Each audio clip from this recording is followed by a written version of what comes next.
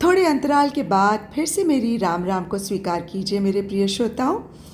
मैंने आप सबको श्यामल काया गोरी छाया संस्कार काल उपन्यास कुछ भागों में विभाजित करके सुनाया था, जिसके की लेखक डॉक्टर D.S. शुक्ला जी हैं।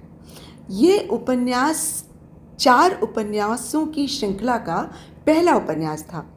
तो इस श्रृंखला का दूसरा उपन्यास, जो कि श्यामल काया गोरी छाया संघर्ष काल 1, वो मैं अब आपको कुछ भागों में विभाजित करके सुनाने जा रही हूँ।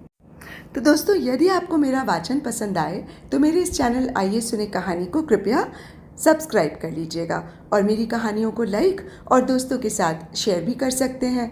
और हाँ, बेल आइकन ज़रूर दबा लीजिएगा, जिससे कि मेरी आगे आने वाली कहानियों की सभी नोटिफिकेशंस आपको मिलती रहें। तो प्रथम खंड संस्कार काल में रामचंद्र जी की जल समाधि से कथा आरंभ हुई थी और उसके बाद विश्वामित्र जी ने कौस्तुभ और गौरी को पूरी कथा विस्तार से बताई थी, जिसमें रामचंद्र जी के जन्म से लेकर उनके वनगमन से पहले तक की कथा समाहित थी। प्रथम खंड के अंत में रानी कैकेयी ने दशरथ से वो 2 वचन मांग लिए थे, जो उन्होंने ऐसे ही किसी अवसर के लिए संभाल कर रख छोड़े थे। और 2 वचन थे भरत का राज्याभिषेक व राम को 14 वर्षों का वनवास। राजा दशरथ ने उनसे बहुत विनती की कि वो भरत का राज्याभिषेक खुशी खुशी करवा देंगे, किंतु राम को वनवास भेजने की रानी कैकेयी जिद न करें, क्योंकि राम में उनके प्राण बसते थे। किंतु रानी कैकेयी अपने दोनों वचनों पर अटल रहीं। और अब दोस्तों, मैं आपको द्वितीय खंड संघर्ष काल 1 का भाग 1 राज्याभिषेक दिवस सुनाने जा रही हूँ। अपराह्न अपने दैनिक दायित्वों के निर्वहन के उपरांत गौरी और कौस्तुभ ने पुनः कक्ष में पहुंचकर मुनि को प्रणाम किया। विश्वामित्र भी भोजन के बाद विश्राम कर पहले से स्वस्थ लग रहे थे।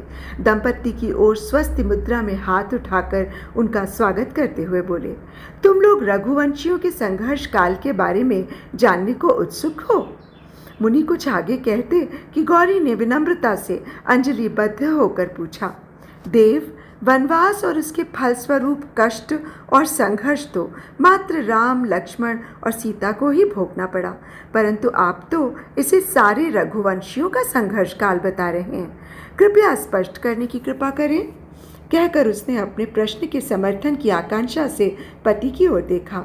संभवतः वो आश्वस्त होना चाहती थी कि उसका प्रश्न धृष्टता की श्रेणी में तो नहीं है। कौस्तुभ की मुद्रा सकारात्मक थी। जिज्ञासु श्रोता श्रेष्ठ होते हैं। तथ्यों को ज्यों का त्यों ग्रहण कर लेने से कथा मात्र कथा ही रहती है, उससे कोई शिक्षा नहीं मिल पाती। श्रोता को यदा कदा अपना संशय दूर करने के लिए प्रश्न करते रहना चाहिए। ये प्रश्न वक्ता को आश्वस्त भी करते हैं कि श्रोता कथा के प्रति सचेत है। कहते हुए विश्वामित्र के चेहरे पर एक स्मित मुस्कान छा गई। देखो, ये संघर्ष मात्र 3 रघुवंशियों का ही नहीं था। इस कुचक्र के भंवर में सारा रघुवंश आ गया था। सबकी अपनी अपनी आकांक्षाएं एवं दुश्चिंताएं थीं। वे सब अपने अपने संघर्ष चक्र में आंदोलित होने लगे थे। मात्र राम और कैकेयी को इस घटना का पूर्वानुमान था। वे दोनों इसके लिए तैयार भी थे, किंतु बाकी दोनों माताएं और भरत इसके बारे में अनभिज्ञ थे। भरत तो अनचाहे ही इस चक्र का केंद्र बिंदु बन गए। वहीं कुलगुरु वशिष्ठ पर रघुकुल को बांध कर रखने और अयोध्या को संरक्षित रखने का दायित्व आन पड़ा था। जैसे एक छोटा पत्थर जब तालाब में फेंका जाता है तो विस्थापित पानी की तरंगें फैलकर पूरे तालाब को आंदोलित कर देती हैं, उसी प्रकार इस घटना ने भी रघुवंश और अयोध्या ही नहीं, पूरे भरत खंड को झकझोर दिया था। विश्वामित्र ने कथा का आगे विस्तार किया। ब्रह्म मुहूर्त में सदैव की भांति चारण और भाट दशरथ के महल के सामने एकत्र होकर इक्ष्वाकु वंश की विरुदावली गाने लगे। देवालयों से पूजा आरती की ध्वनि गूंज उठी। पुरानी परंपरा थी कि मंदिर में शंख और घंटों के स्वर और भाटों की विरुदावली सुनकर सम्राट द्वार पर आ जाते थे। उसके बाद स्वर्ण मुद्राओं से भरे थालों को स्पर्श कर राजा भिक्षुकों में वितरित करने का आदेश देते थे। दान दक्षिणा के बाद ही दशरथ अपने कुलगुरु सूर्य को नमन करने महल की अटारी पर पहुंचते थे। परंतु आज की भोर वैसा कुछ भी नहीं हुआ। न तो राजा ने दर्शन दिए और न ही अपने किसी प्रतिनिधि को इस पुण्य कार्य के लिए भेजा। जनता में एक अजीब सी बेचैनी व्याप्त होने लगी थी। प्रातः वेला में रोज की तरह राजा के बाल सखा एवं मंत्री सुमंत्र राजमहल पहुंचे। सुमंत्र भी इस नित्य नियम के व्यक्ति क्रम से चिंतित थे।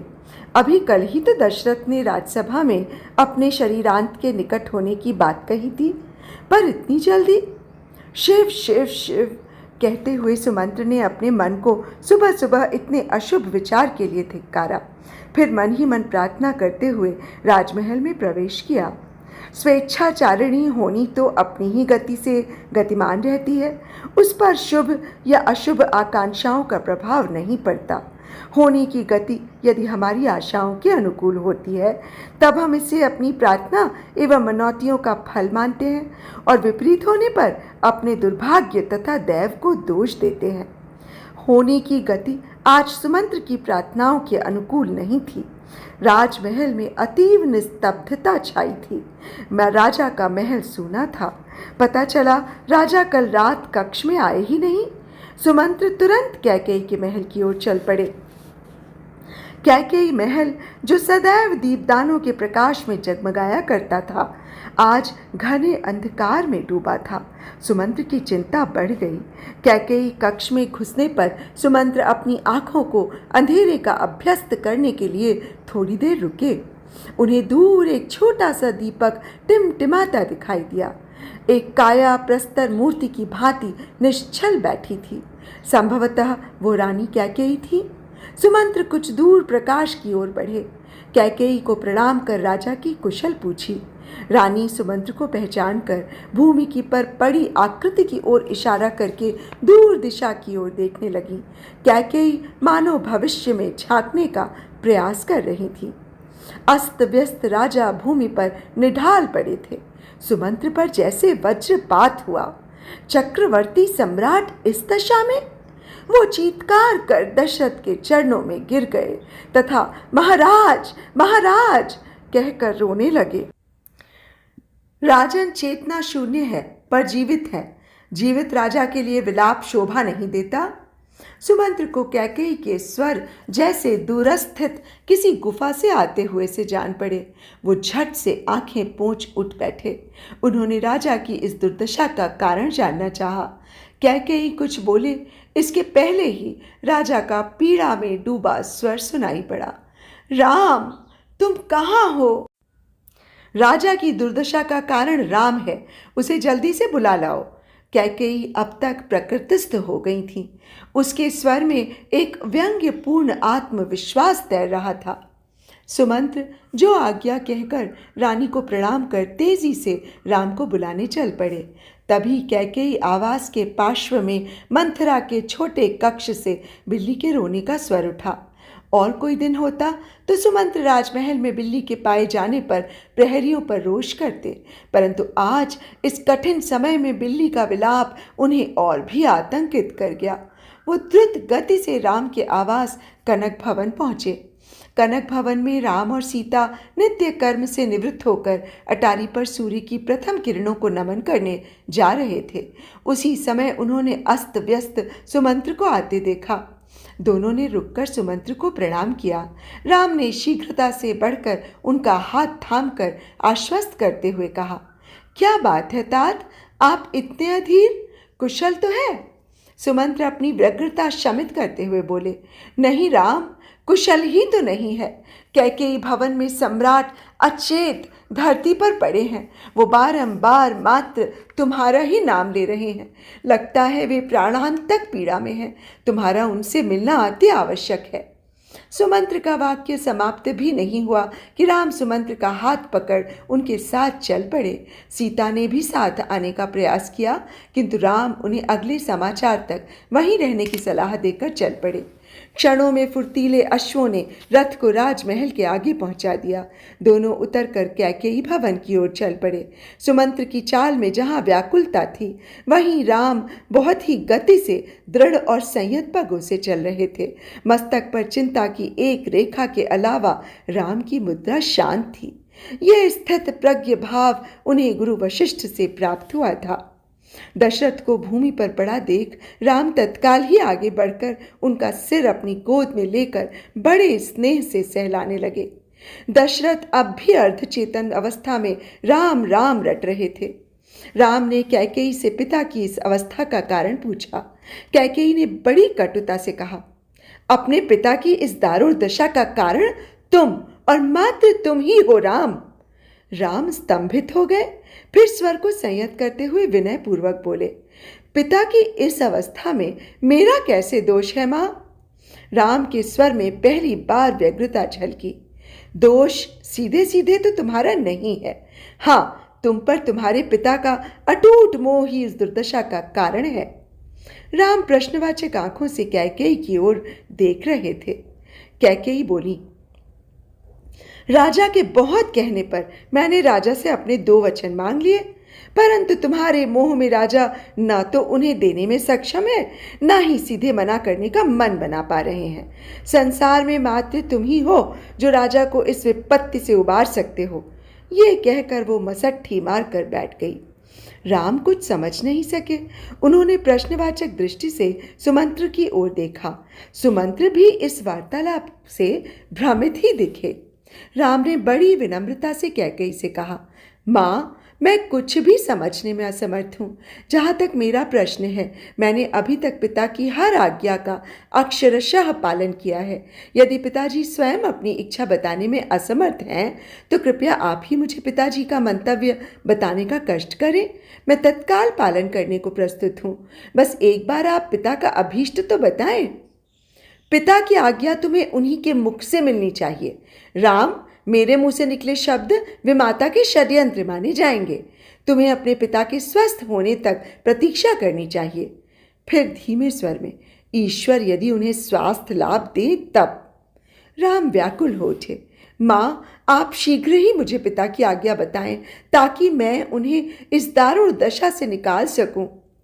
कैकेयी थोड़ी देर चुप रही, मानो अंतर के समस्त गरल को जिह्वा में बटोर रही हो। फिर तन कर बैठकर उसने मुंह खोला। सुमंत्र को लगा जैसे उर्गी ने विषदंत हेतु जिहा लपलपाई। तुम हठ करते हो तो मुझसे ही सुनो। राजा से मांगा मेरा पहला वर है, तुम्हारे स्थान पर मेरे से पुत्र भरत का राज्याभिषेक। सुमंत्र विस्मित हो उठे। ऐन राज्याभिषेक के दिन ही उत्तराधिकारी के बदले जाने से जनता उद्विग्न हो सकती है। उसे राजा के निर्णय लेने की क्षमता पर अविश्वास होने लगेगा। आखिर कैकेयी चाहती क्या है? वहीं राम हर्षित हो उठे। उन्होंने प्रसन्न होकर कहा, माँ, इसमें आपको इतना संकोच क्यों? भरत और मैं कोई अलग तो है नहीं। मुझे तो भरत के राज्याभिषेक से प्रसन्नता ही होगी। ये राज्य संभालेगा और मैं स्वयं गुरु विश्वामित्र को दिए वचन के अनुसार लोक रंजन कार्यों का निर्वहन करूंगा। पिताजी व्यर्थ ही व्याकुल है। फिर कैकेयी के चरण पकड़कर बोले, माँ, आप पिताश्री को मेरी सहमति से अवगत कराकर उन्हें स्वास्थ्य लाभ कराएं।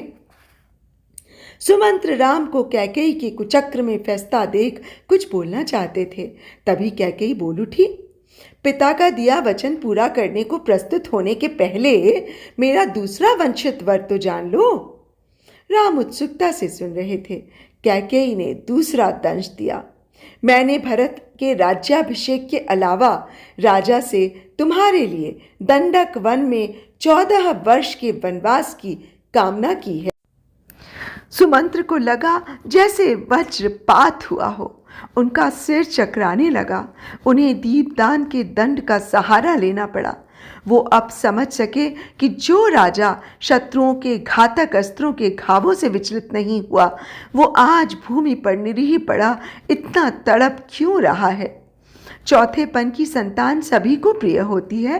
राम के प्रति राजा का विशेष अनुराग था।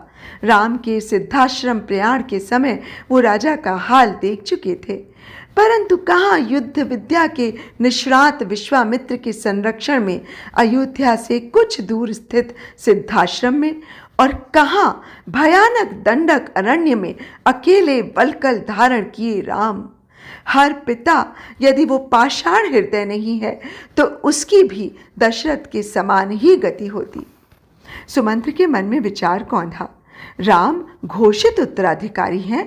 कैकेयी के षड्यंत्र और राजा की दशा को देखते हुए राम को स्वयं राज्य अधिग्रहित कर लेना चाहिए। सत्तारूढ़ होते ही राजद्रोह के अपराध में कैकेयी को कारावास में डाल देना चाहिए। प्रजा और मंत्रिमंडल नए राजा के निर्णय के साथ रहेगी। भरत के आने पर भरत की प्रतिक्रिया अनुसार उनसे निपटा जाएगा। परंतु यह क्या? राम के चेहरे पर कोई उद्वेग या क्रोध के लक्षण नहीं थे। उनका चेहरा पूर्वतः शांत था। वे सीधे उठकर खड़े हो गए। माँ, पिताश्री के वचन और उनके स्वास्थ्य हेतु आपकी दूसरी इच्छा को भी मैं स्वीकार करता हूँ।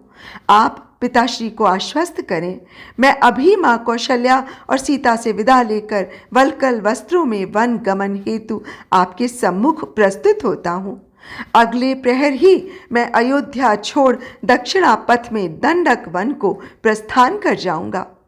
कहकर राम माँ और पिताजी को प्रणाम कर चल पड़े। हताश भाव से सुमंत्र न चाहते हुए भी राम के पीछे चल दिए। प्रातः अयोध्या के उत्तराधिकारी के रूप में कनक भवन से आते और राजपाट से निर्वासित होकर कैकेयी भवन से वापस लौटते राम के चेहरे पर किसी प्रकार का परिवर्तन नहीं परिलक्षित हो रहा था। वे पूर्ण विनम्रता से मार्ग के नागरिकों के अभिनंदन का प्रत्युत्तर दे रहे थे। जनता राजमहल के कुचक्र से अभी अनभिज्ञ थी।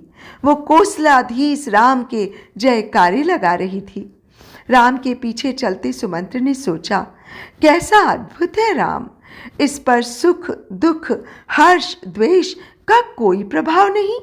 संभवतः राम दृष्टा भाव को प्राप्त हो चुके हैं।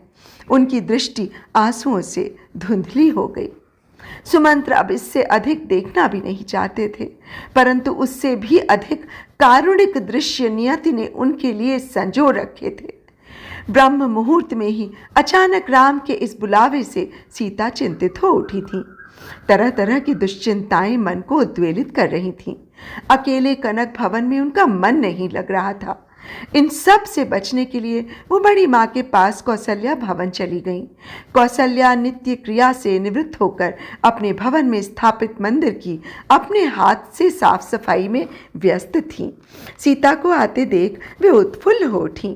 सीता ने सासू माँ के चरण छुए और कौशल्या ने उन्हें हृदय से लगा लिया। इसके पहले कि कोई और बात चले, सीता ने मुंह अंधेरे ही कैकेयी भवन से राम के बुलावे की बात बताई। कौशल्या राम से अधिक दशरथ के स्वास्थ्य के बारे में चिंतित हो उठी। दशरथ वृद्ध हो चले थे। पुत्रों के आकस्मिक विवाह से कैकेयी की अप्रसन्नता और उसकी रुक्षता से वे व्यथित रहते थे। कौशल्या की पहली प्रतिक्रिया हुई कि वो तत्काल कैकेयी आवास जाकर राजा की कुशलता जाने, किंतु राजा जब अपनी अन्य पत्नी के साथ हों तब कौशल्या का वहां जाना उचित नहीं था। लाचारी में वो मन मारकर सीता के साथ संभावनाओं पर अटकलें लगाने लगी। सुमित्रा को भी राम के बुलावे का समाचार मिल चुका था।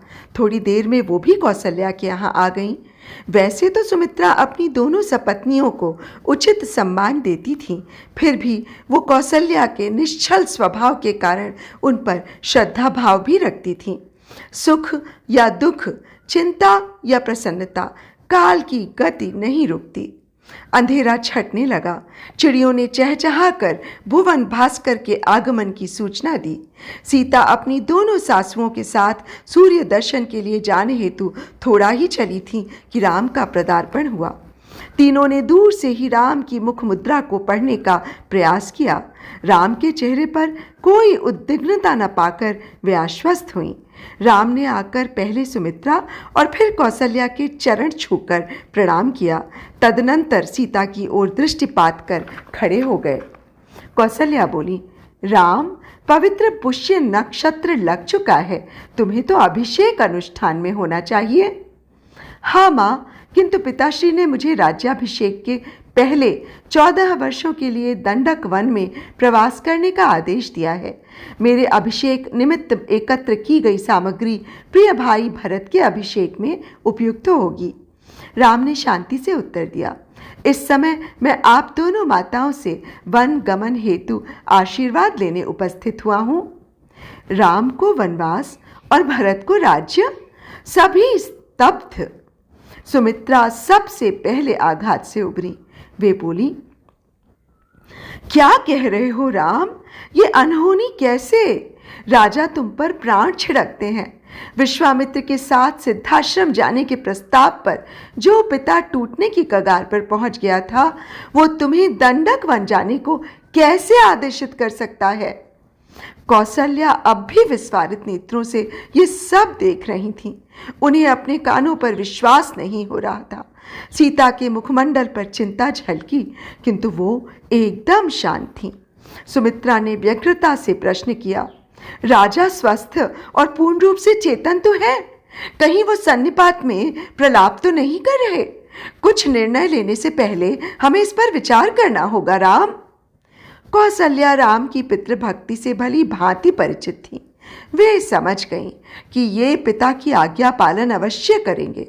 वे तत्परता से बोली, राम, मेरी सुनो, ये राजा का अधिकार है कि वो किसी को भी उत्तराधिकारी घोषित कर सकता है, किंतु वनवास का आदेश केवल यदि पिता ने दिया है तो मैं, तुम्हारी माँ, तुम्हें आदेश देती है कि तुम वन नहीं जाओगे। शास्त्रों में माँ का स्थान सबसे ऊंचा है। कौशल्या के स्वर में मात्र शक्ति का दर्प था। हाँ माँ, माँ का स्थान सबसे ऊपर है, किंतु इस आदेश में मेरी माता कैकेयी की भी पूर्ण सहमति है। कौशल्या सन्न रह गई। वो कैकेयी जो राम को भरत से भी अधिक स्नेह करती थी, वो कैकेयी जिसे राम ने कौशल्या से अधिक सम्मान और प्राथमिकता दी, वो कैकेयी जिसने मुंह दिखाई पर सीता को अपना अनमोल कनक भवन दे डाला, क्या वो सब छलावा था? पुत्रेषणा के अंगार को कैकेयी ने अभी तक अपनी दिखावटी ममता के क्षार से आवृत कर रखा था, और आज अनुकूल अवसर पर वो अंगार बड़वा नल बन धधक उठा है। सीता को एक झटका लगा। घटनाओं की आकस्मिकता स्तंभित करती ही है। सुमित्रा इस बार भी आघात से पहले उभरी। वे बोली, हे ईश्वर, कैकेयी का वास्तविक स्वरूप किस बुरे समय में उजागर हुआ है? कौशल्या को पथराया देख राम ने आगे बढ़कर माँ को बाहों में ले लिया। कौशल्या ने राम का चेहरा सहलाते हुए कहा, राम, नियति ने तुम्हें क्या मात्र कष्टों के लिए ही मेरी कोख से पैदा किया? फिर हताशा से बोली, ठीक ही है, दुखियारी के गर्भ से जन्मे पुत्र का भविष्य तो कंटकाकीर्ण होना ही था। तुम्हारी माँ भी सदैव उपेक्षित रही। फिर कातरता से भर कर बोली, मेरे जीवन के एकमात्र सुख राम, तुमको भी आज कैकेयी ने मुझसे विलग कर दिया। कहकर कौशल्या ने ढाल होकर राम की बाहों में झूल गई। सीता ने तत्परता से कौशल्या को संभाल कर लिटा दिया। सुमित्रा उन्हें अपने आंचल से हवा करने लगी। माँ की ये दशा देख राम के चेहरे पर पहली बार चिंता की लकीरें दिखीं। सीता ने राम की चिंतित मुद्रा देखकर कौशल्या का माथा सहलाते हुए राम को आश्वस्त किया। माँ एकाएक आघात से क्षुब्ध हो गई हैं। वे धैर्यवती हैं, शीघ्र प्रकृतिस्थ हो जाएंगी, चिंता की कोई बात नहीं है। हाँ, सुमित्रा ने भी कहा, अभी तक तो चिंता की कोई बात नहीं है, किंतु जब लक्ष्मण को ये समाचार मिलेगा तब उसकी प्रतिक्रिया बहुत बड़ी चिंता का कारण बन सकती है। तो दोस्तों, आज की राम कथा बस यहीं तक। आगे की कथा मैं आपको अगले भाग यानी कि भाग 2 में सुनाऊंगी।